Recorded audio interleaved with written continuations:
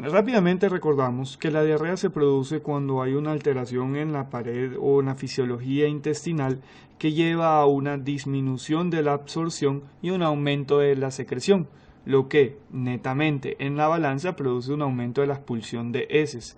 Conocemos ya que, pues aparte que disminuye la consistencia y un aumento de la frecuencia de deposiciones, y según el tiempo la podemos catalogar como una diarrea persistente si es más de 2 semanas y es de un inicio súbito, o si es una diarrea crónica más de 4 semanas con una evolución gradual. Son diferencias muy finas pero que debemos conocer. La etiología que sospechamos detrás de una diarrea crónica depende del medio en que la evaluamos. No es lo mismo un paciente con diarrea crónica dentro o fuera de un hospital o en un país o en otro. Entonces vamos a tratar de enfocar esta charla a nuestro contexto nacional. Y tiene distintos mecanismos que producen este desbalance entre los procesos de la absorción y secreción que vamos a analizar más adelante. Bien, esto es una diapositiva importante. Para el diagnóstico diferencial nosotros nos basaremos en la evaluación de las heces, directa de la que podamos ver e indirecta de los síntomas que nos refiere el paciente. Si sospechamos una diarrea acuosa, aquella que es más de 1 litro al día, con episodios súbitos o explosivos que se acompañan de cólicos, nosotros vamos a basarnos en la fórmula de la osmolaridad fecal, que la pueden ver en la diapositiva, 290 miliosmoles, que es la osmolaridad que presumimos, menos el doble, 2, de la suma del sodio y el potasio como iones positivos. Si de la suma de estos el resultado es menor a 50 miliosmoles, podemos asumir que es una diarrea secretora, como la que veríamos en el cólera, si fuera un cólera persistente, o mayor de 125 miliosmoles en una diarrea osmótica, como por ejemplo aquella producida por laxantes. Cuando el aspecto de las heces son grasas, nosotros tenemos que siempre descartar que no haya un déficit de la función pancreática y de una manera muy objetiva podríamos solicitar la medida de enzimas pancreáticas. Finalmente, y esto es donde nosotros más nos podremos enfocar, en el caso de las diarreas con moco o sangre persistentes, o realmente pues unas diarreas que no podamos distinguir los síntomas, en nuestro medio debemos presumir que son diarreas persistentes o crónicas de origen infeccioso hasta demostrar lo contrario. Entonces para ello podremos confirmarlo a través de marcadores de inflamación dentro de los exámenes de las heces, o a través de coproparasitarios seriados porque pues la prevalencia de parásitos es muy grande en nuestro medio. Y aquí enfocaremos nuestras diapositivas. Sin embargo, empecemos hablando de las causas de malabsorción intestinal. Malabsorción se puede definir como la fuga del material ingerido, y esto puede ser producto de una enfermedad intestinal que altere esta capacidad de absorción, como en el caso de que los nutrientes normales no se absorban por enfermedad celíaca, infecciones crónicas, enfermedades inflamatorias intestinales o iatrogénicas, por ejemplo, en el síndrome del intestino corto luego de amplias resecciones quirúrgicas de colon. Ingesta de sustancias inhibidoras, como lo conversábamos, pueden ser laxantes o sustancias como azúcares a los que ya no somos tolerantes o no poseemos la capacidad de metabolizar, pero también cuando existen suficientes moléculas osmóticamente activas que llegan al colon o moléculas que se absorben parcialmente y en cambio no es que jalan líquidos, pero estimulan una secreción iónica y finalmente lleva a una diarrea de tipo malabsortivo. Clínicamente, el síndrome de malabsorción puede empezar como una diarrea acuosa y sin embargo finalmente llega a una esteatorrea o grasas en las heces, como podemos ver en la primera imagen de la izquierda, por así decirlo. En esta imagen vemos dos cosas importantes. Uno, son las heces que flotan, o dos, pequeñas gotas de aceite que no se mezclan con el agua y pueden verse en la periferia en este recipiente inodoro. Hay pérdida de peso por el hecho que el paciente hay una fuga del material que no se está absorbiendo y no está entrando al espacio intravascular ni llegando a los tejidos.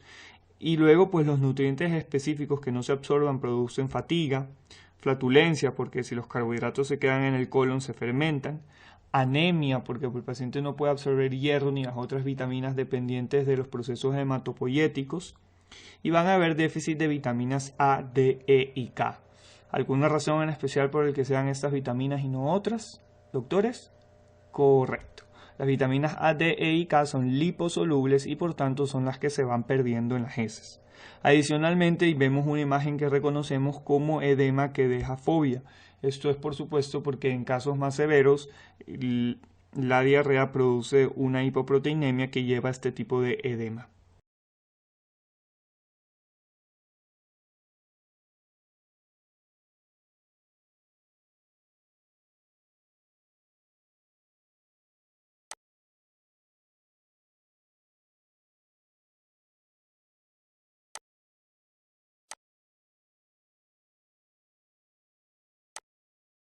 La enfermedad celíaca es una de las causas.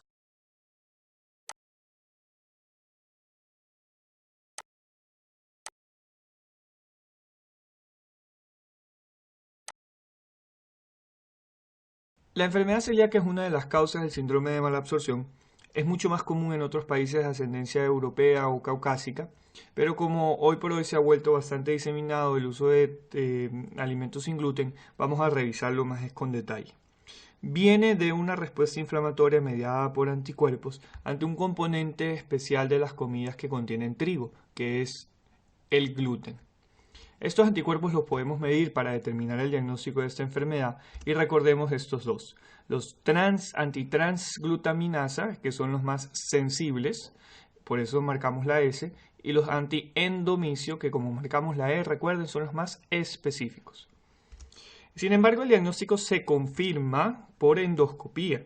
Y en la endoscopía podemos realizar una biopsia del duodeno, donde nosotros vamos a poder ver este daño que vemos en la imagen, que hay una atrofia de los microvilli de las células del epitelio intestinal y se ve más aplanado, más emparedado. Esto en la endoscopía le da un aspecto atrófico y cuando lo biopsiamos pues tenemos el diagnóstico definitivo y podemos clasificar la severidad de la enfermedad. Entonces, endoscopía, estudio confirmatorio. Y el tratamiento que realmente ha demostrado efectividad es empírico y es la dieta sin gluten en el que los síntomas del paciente deben mejorar.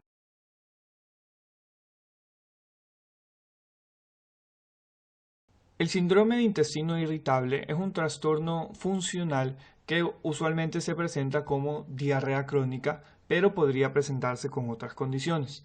Los criterios de Roma 3, que son los más recientes aceptados, lo definen como un dolor o molestia abdominal recurrente, a veces los pacientes no lo definen bien, y recurrente se refiere a que es más de 3 ocasiones en el último mes durante los últimos 3 meses seguidos, y que el inicio de los síntomas fue hace 6 meses. Esta molestia se debe asociar a dos o más de los siguientes. El primero es que mejore con la defecación, se acompañe de cambios de frecuencia, tanto mayor o menor frecuencia, diarrea o estreñimiento, y que se asocie también a cambios en la forma.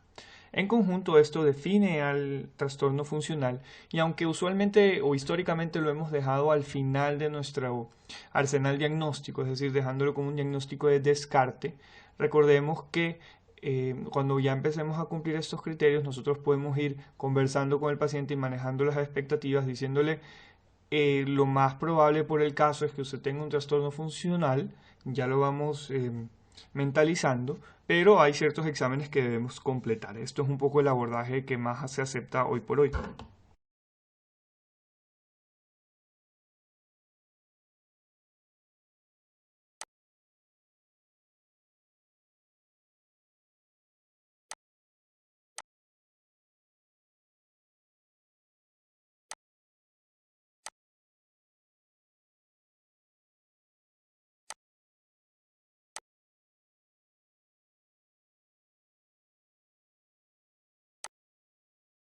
El síndrome de intestino irritable, como veíamos, puede acompañarse de cambios de frecuencia y de forma de las heces hacia un lado u otro.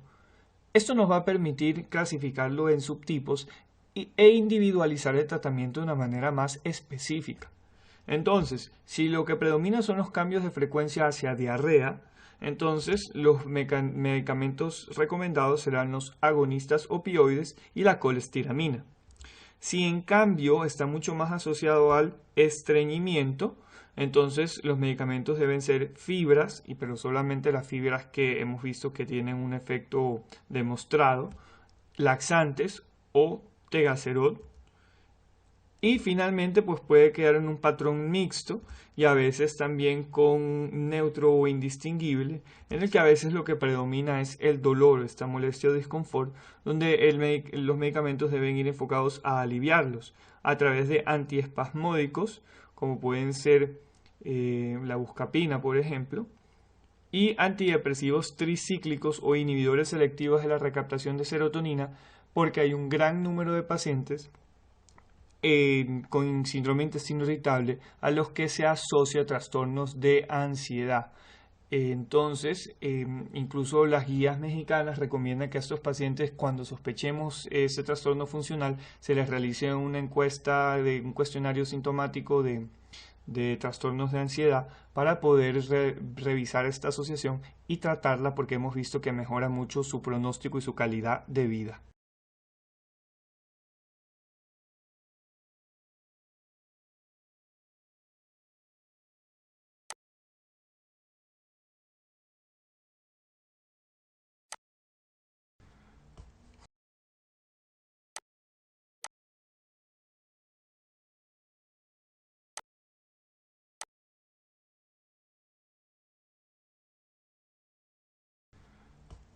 Recordamos que las parasitosis son las otras causas comunes de diarrea crónica y vamos a empezar hablando del ascaris, la ascariasis, que es la infestación de ascaris en el cuerpo humano, su ciclo de vida y transmisión. Es una transmisión fecal-oral que inicia cuando nosotros ingerimos la forma infectante o quiste activado del gusano. Estos eclosionan y crecen dentro de los pulmones en primer lugar, para luego salir de ahí y madurar en el sistema gastrointestinal. Una vez que están ahí, tanto macho como hembra se reproducen, y lo importante es que la reproducción, que si bien produce huevos, los huevos no eclosionan dentro del intestino, sino que son expulsados todos. Es decir, que para que el número de gusanos aumente, nosotros tenemos que continuar reinfectándonos. El tema de la higiene es principal por el tipo de transmisión que tiene esta enfermedad, y las formas de presentación son en la gran mayoría asintomáticos, pero en ciertos pacientes pueden dar presentaciones tempranas como la pulmonar. La otra presentación común clínicamente es la intestinal, que es la que se acompaña a veces de diarreas o molestias abdominales crónicas. Y finalmente hay ciertas complicaciones mecánicas por una propiedad que tiene el ascaris de meterse en cualquier hueco, por así decirlo. Ante ciertos estímulos se estimula y se mueve mucho y busca cualquier orificio dentro del tracto gastrointestinal para refugiarse. Este concepto es claro porque de ahí derivan sus complicaciones.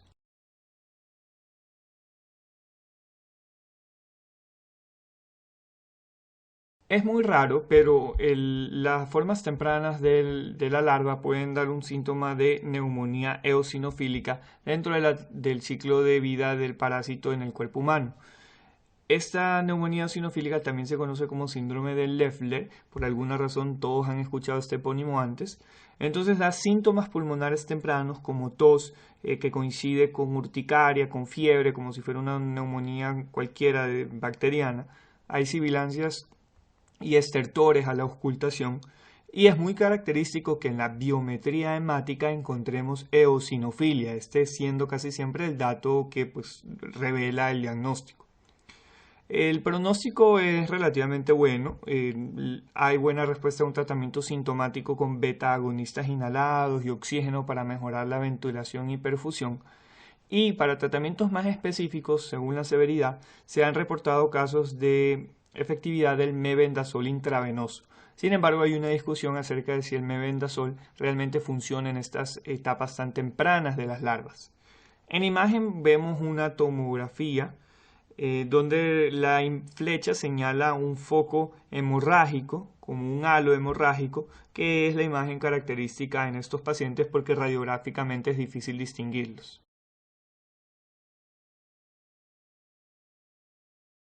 La presentación o la infestación asintomática es lo más común, por eso se recomienda o hay ciertas campañas del Ministerio de Salud de hacer de desparasitar a comunidades en general para tratar de disminuir la prevalencia e incidencia de nuevos casos de parasitosis intestinal. Las complicaciones tardías que puede tener el Ascaris principalmente son mecánicas por la propiedad que conversamos previamente. Y muchas veces lo que causa es lo que ustedes pueden ver en la imagen, por ejemplo, en la ecografía, eso es un corte a nivel hecho del hígado, y dentro de la vesícula biliar vemos una imagen ecogénica alargada que es realmente el gusano que ha entrado en la vesícula. Entonces esto puede dar síntomas de una colecistitis acalculosa, bueno, por así decirlo, porque no es por cálculos, pero sí hay una obstrucción mecánica. La otra obstrucción que puede causar el Ascaris, sobre todo si está en gran número, es la obstrucción intestinal. Y por eso vean que los síntomas coinciden. Hay palidez, a largo plazo pues puede haber alteraciones del desarrollo o malnutrición, hay diarrea o dolor o distensión abdominal. Esta es la imagen que conversábamos. Lo importante es que no presenta una sombra, como si lo presentaría una sombra ecogénica los cálculos. Y la obstrucción intestinal, que realmente es una corrección que se debe hacer de manera quirúrgica y tratar con la emergencia y premura que una obstrucción intestinal amerita, y es una causa muy común de obstrucción en los niños. Para el tratamiento, básicamente albendazol, 400 miligramos vía oral, una sola dosis, fue suficiente para erradicar el Ascaris. Esto es la dosis de adulto. En la presentación que ven en las imágenes no tenemos ninguna relación con ninguna casa farmacéutica, esto es simplemente por mostrarlo. Hay una presentación oral y una presentación en un frasco líquido pequeño que es muy recomendable para niños pequeños. El albendazol, recordar que se debe tomar con las comidas grasas. Y hay una recomendación un poco ya más personal, es que el hecho de que repetir la dosis de albendazol de 400 miligramos 2 semanas después de la dosis inicial nos permita erradicar también otros tipos de parásitos como el enterobius.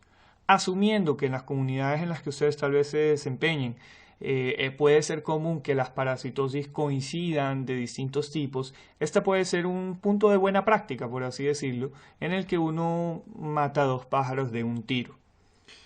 El otro medicamento que ustedes deben usar en caso de que estén embarazadas es el pamoato de Pirantel. Sin embargo, como no siempre se asocia mucha complicación durante el embarazo, a menos que el ginecología obstetricia así lo recomiende, lo que usualmente se hace es que no se trata hasta una vez finalizado el embarazo.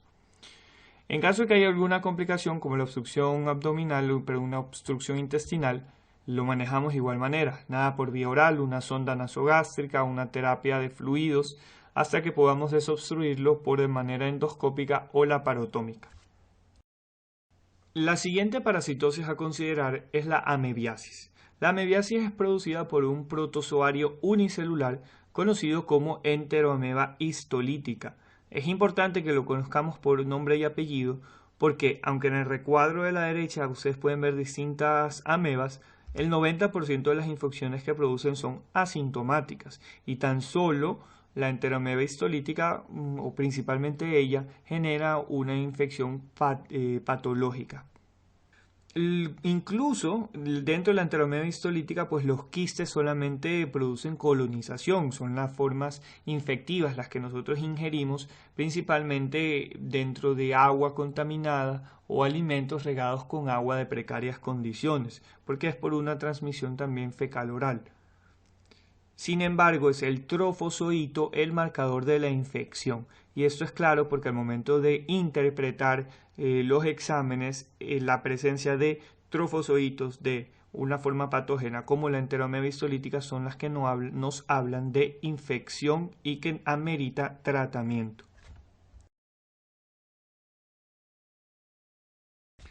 Bien, hay distintas formas clínicas de la amebiasis. En primer lugar, la amebiasis intestinal y la extraintestinal. La intestinal se caracteriza por dolor abdominal, diarrea y fiebre. Y como recordamos, si nosotros por ejemplo hacemos un examen de heces, el patólogo debe ver esta imagen que corresponde a un trofozoito. Y recuerden, trofozoito igual forma activa de enfermedad. Y las formas extraintestinales, cuando el trofozoito decide que el intestino no es suficiente para él, puede generar fiebre más dolor en hipocondrio derecho. Esto nos indica que se está yendo un órgano como el hígado. Se presenta en hombres entre 40 y 50 años con antecedentes de riesgo, pero pues esto es un criterio que da la CDC en Estados Unidos, y el criterio de riesgo es, por ejemplo, haber ido de viaje 2 semanas a Ecuador. Entonces, nosotros siempre estamos en riesgo de sufrir más o menos, y algunos lo sospechan, un absceso amebiano. Esta es la imagen que podemos ver de un absceso amebiano en un corte axial de una tomografía a nivel del hígado, donde vemos una imagen marcada por este reborde rojo con una pared bien definida y un contenido de una densidad menor. Esto es característico de un absceso.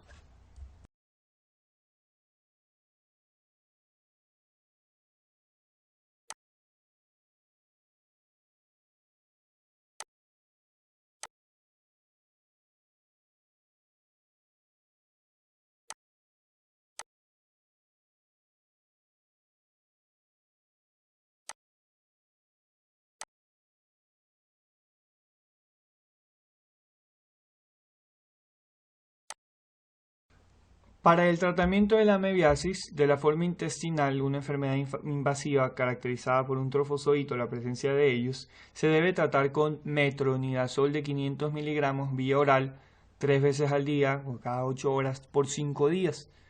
Y los americanos recomiendan mucho también el uso de un fármaco que actúe a nivel de los quistes, porque para ellos una persona productora de quistes, si bien no tiene la enfermedad, es un riesgo epidemiológico, y este medicamento es la nitazoxanida, que se daría 500 miligramos vía oral por 3 días. Para el tratamiento del absceso hepático como una complicación extraintestinal común, depende del tamaño, y menos de 10 centímetros nosotros podemos pensar que se va a reabsorber, y podemos manejar una terapia con metronidazol que se absorbe muy bien de vía oral y no es necesario o por ley pasarlo intravenoso directamente. 500 o 750 miligramos y un poquito más de dosis está bien, cada 8 horas por una duración un poco mayor de 7 a 10 días.